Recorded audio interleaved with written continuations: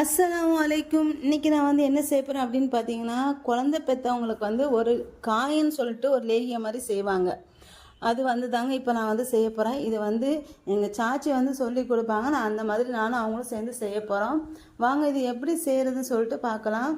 இது வந்து ஸ்கிப் பண்ணாமல் பாருங்கள். இது சாப்பிட்றதுனால என்னென்ன நன்மைகள்னு சொல்லிட்டு நான் வந்து சொல்லிகிட்டே இருப்பேன். கண்டிப்பாக வீடியோ ஸ்கிப் பண்ணாமல் பாருங்கள். இப்போ ஃபஸ்ட்டு வந்து நான் வந்து 1/4 கிலோ பூண்டு எடுத்திருக்கேன். இந்த பூண்டு வந்து கொஞ்சம் கூட தொளி இல்லாமல் சுத்தம் பண்ணி எடுத்துக்காங்க. இதில் கொஞ்சம் கூட துளி இருக்கக்கூடாது. நம்ம தொளி உரிச்சிட்டா கூட இதில் சின்னதாக ஒரு தொளி வரும். அதையும் சேர்த்து நல்லா க்ளீன் பண்ணி எடுத்து வாஷ் பண்ணி வச்சுருக்கேன். அடுத்து வந்து 1/4 கிலோ நல்ல கருப்பட்டி ஆட்டு 1/4 கிலோ கருப்பட்டி எடுத்துக்கோங்க. இந்த கருப்பட்டி வந்து நல்லா தட்டி எடுத்து வச்சுருக்கேன்.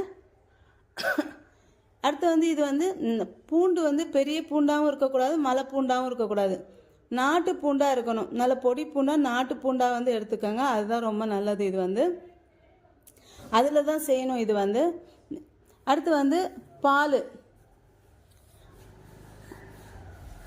பெரிய பூண்டுலாம் செஞ்சதில்லை, அதனால் கருப்பட்டி அப்புறம் பால் வந்து ஒரு 200 கிராம் நான் வந்து எடுத்திருக்கேன். பசும்பால் இல்லைன்னா தேங்காய் பால், இந்த ரெண்டில் ஒன்று எடுத்துக்கோங்க. பால் வந்து நல்லா திக்காக இருக்கட்டும். அடுத்து வந்து 1.5 ஸ்பூன் வந்து கடுகு, அடுத்து 1/4 ஸ்பூனோட கொஞ்சம் கம்மியாட்டு சுக்கு பவுட்ரு, அடுத்து வந்து 100 கிராம் நல்லெண்ணெய். அடுத்து வந்து இந்த பூண்டு வந்து நான் இப்போ பாலில் வந்து ஒரு 3 விசில் விட்டு அவிக்க போகிறேன். இந்த கொஞ்சமாக முங்குற மாதிரி பால் ஊற்றிட்டு கொஞ்சமாக ஊற்றிக்கோங்க, ரொம்ப ஊற்றிடாதீங்க, எல்லாம் வெளியில் வந்துடும் இந்த பால் எல்லாம். அதனால் இதை வந்து ஒரு 3 விசில் விட்டு நான் எடுத்துக்க போகிறேன். இந்த இது வந்து நல்லா தொட்டோன்னே அப்படியே அமுங்கணும், நைஸாக வெண்ணெய் மாதிரி வரணும். அந்த மாதிரி இந்த பூண்டை வந்து வேக வச்சு எடுத்துக்கணும். இப்போ இது வேகட்டும். அடுத்து வந்து ஒரு பேனை வந்து நல்லா காய வச்சுக்கணும். இந்த பேன் வந்து காஞ்சதுக்கப்புறம் இதில் வந்து கடுகு நல்ல படபடன்னு பொரியும். அப்போ வந்து இதை வந்து எடுத்துடணும். அந்த மாதிரி கடுகு வந்து கரிஞ்சிடக்கூடாது, கரிஞ்சிடாமல் பார்த்துக்காங்க. இப்போ இதில் நான் வந்து கடுகு வந்து போட்டுக்கிறேன்.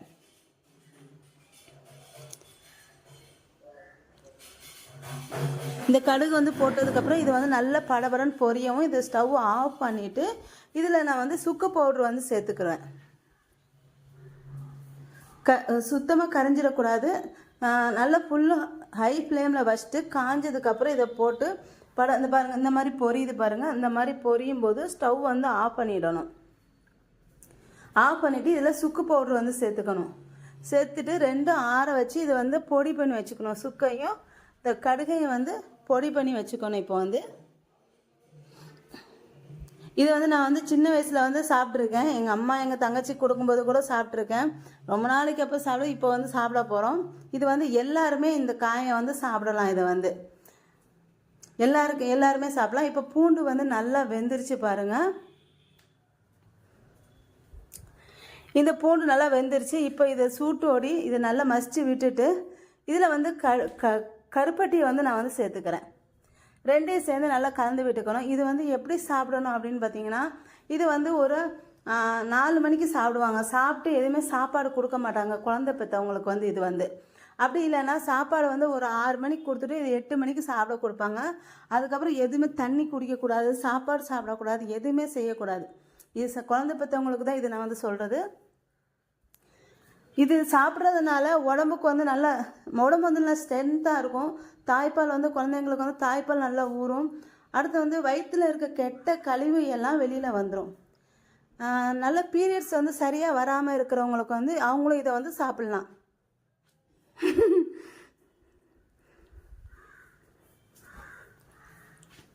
பீரியட்ஸ் சரியாக வராமல் இருக்கிறவங்க கூட இதை வந்து சாப்பிட்லாம். சாப்பிட்டா அது உங்களுக்கு வந்து கெட்ட இதெல்லாம் வயிற்றுலேருந்து வெளியில் வந்துடும். இது வந்து கண்டிப்பாக இது வந்து ட்ரை பண்ணி பாருங்கள். ரொம்ப நல்லா, இது சாப்பிட்றதுக்கும் நல்லா டேஸ்ட்டாக ரொம்ப நல்லாவே இருக்கும். சின்ன வயசில் கூட நான் சாப்பிட்ருக்கேன். எங்கள் தங்கச்சி குழந்தை பெற்றிருக்கும் போது கூட சாப்பிட்ருக்கேன். ரொம்ப டேஸ்ட்டாக இருந்துருச்சு. இந்த டைம் இப்போ வந்து எங்கள் சாச்சி செய்கிறாங்க, அதையும் சாப்பிட்டு பார்த்து எப்படின்னு சொல்லிடலாம். இப்போ வந்து இது வந்து ஒரு மிக்சியில் வந்து இது வந்து அமிர்த்தி சேர்த்துக்கிறேன்.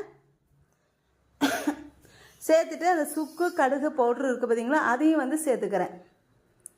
இது எப்போ சாப்பிட்ணும் அப்படின்னு பார்த்தீங்கன்னா, குழந்தை பெற்றுட்டு 12வது நாள் ஒரு டைம் சாப்பிட்ணும், 15 நாள் கழித்து ஒரு டைம் சாப்பிட்ணும், 22 நாள் கழித்து ஒரு சாப்பிடணும். மொத்தம் 40 நாளில் 3 டைம் இதை வந்து சாப்பிடணும்.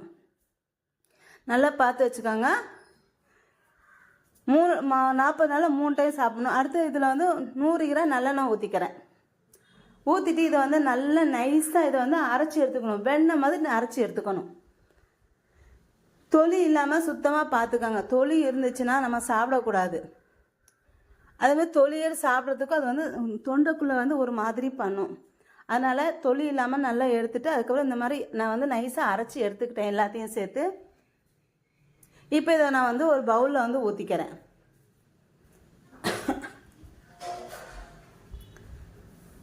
இது எல்லாருமே சாப்பிட்லாம். எங்கள் வீட்டில் ஜென்ஸ் கூட சாப்பிட்ருக்காங்க. அது அப்போ சாப்பிட்ருக்காங்க. இப்போ நாங்கள் செஞ்சதே இல்லை, செய்கிறது இல்லை. குழந்தை பெற்றா மட்டும் தான் இதை வந்து நாங்கள் செய்வோம். செய்யும்போது எல்லாருமே சாப்பிட்ருக்கோம்.